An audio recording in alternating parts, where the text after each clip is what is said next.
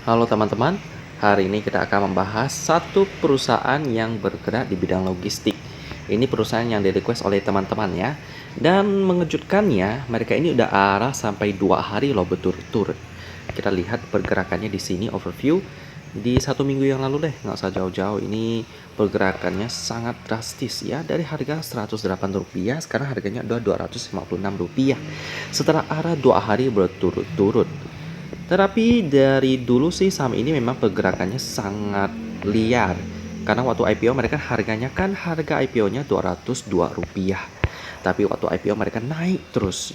Naik terus sampai mencapai harga 2.170.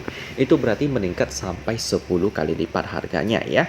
Lalu setelah itu turun lalu sempat kena suspensi dan akhirnya pada pertengahan tahun 2022 dia naik lagi tuh dari harga Rp98 atau kita hitung deh Rp100 dan naik sampai sekarang 256. Itu berarti udah 2,5 kali lipat. Ini sahamnya bagaimana kok bisa pergerakannya seliar itu?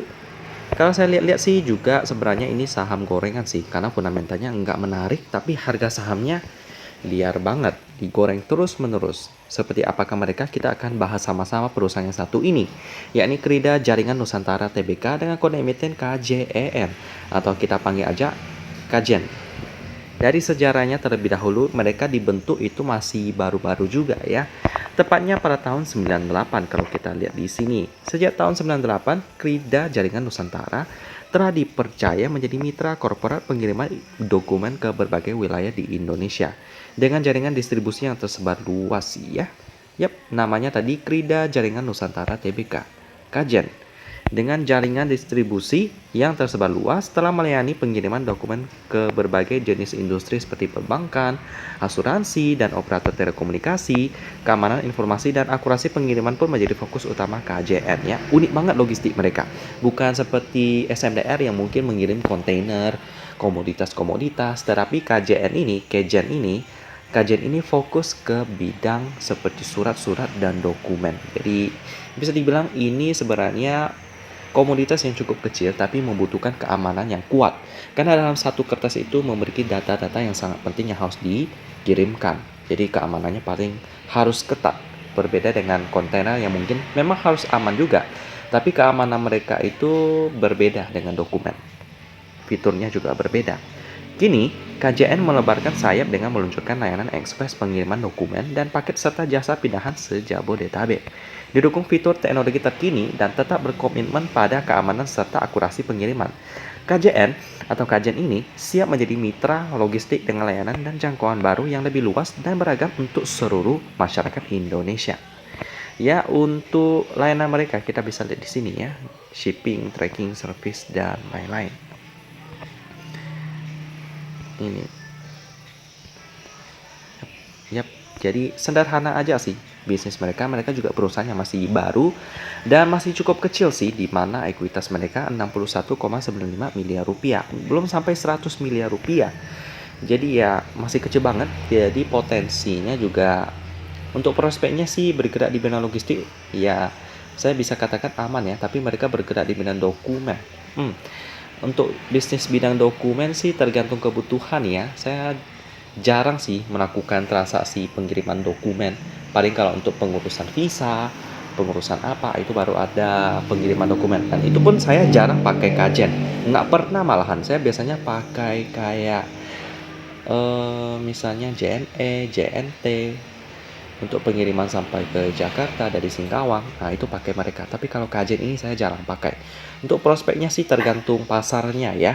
Kalau pasarnya cukup kuat, misalnya dari antar perusahaan yang butuh keamanan kuat, maka prospeknya cukup bagus. Tapi berbanding terbalik daripada prospeknya yang bergerak di bidang logistik, ternyata kinerja mereka, fundamental mereka nggak bagus ya. Seperti apa nanti saya kasih lihat. Pertama kita lihat dulu dari pemegang sahamnya, di mana porsi masyarakat 24%. Ini aman. Lalu ada PT Grafino Karya Nusantara sebesar 52%. Kalau kita lihat di sini sih aman-aman aja ya, nggak ada berita yang memberatkan perusahaan. Ini yang berita soal PT Grafindo akui ada kesalahan cetak pada buku agama yang diduga sesat tahun 2016 ini bukan perusahaan kajian ya, tapi perusahaan lain. Memang ada nama Grafindo tapi ada nama lainnya itu yang berbeda ya. Saya coba buka, kita lihat namanya, nama perusahaan cetak ini adalah PT Grafindo Media Pratama, tapi ini namanya Grafindo Kerajaan Nusantara. Namanya memang mirip dikit sih, tapi ya bukan perusahaan yang sama ya. Kesalahan cetak katanya. Baik, selanjutnya kita lihat untuk key statistiknya deh ya. Kita lihat key statistiknya, fundamentalnya di kuartal pertama tahun 2022 ada update, tapi seperti yang kita lihat minus, dia masih rugi.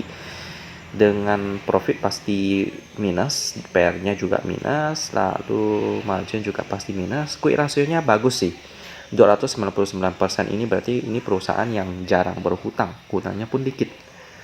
Untuk dividen masih belum pernah bagi sejak IPO tahun 2019, waktu sebelum corona. Dengan turnover hari ini sesi pertama 715 juta rupiah, masih cukup sepi. Jadi untuk kajian ini ya sudah pasti belum layak investasi, meskipun kenaikannya itu sangat memikat. Tapi saya melihat fundamentalnya pun sudah langsung lesu ya, karena ya pergerakannya nggak sesuai logika. Saya maunya yang sesuai logika, misalnya fundamentalnya oke, naiknya juga oke. Tapi untuk sekarang sih IHSG masih lesu ya, jadi ya teman-teman jangan terlalu banyak masuk ke saham dulu, simpan dana yang masih ada. Kalau yang udah masuk sih ya ambil keputusan antara mau di cut loss atau masih mau average. Ya pilihan manapun masih oke, asal saham yang kita beli itu fundamentalnya oke, pakai uang dingin dan diversifikasi ya, itu pasti aman kok. Jadi gitu aja sih untuk pembahasan kajian dan untuk investasi. Stay safe dan kita ketemu lagi di video selanjutnya.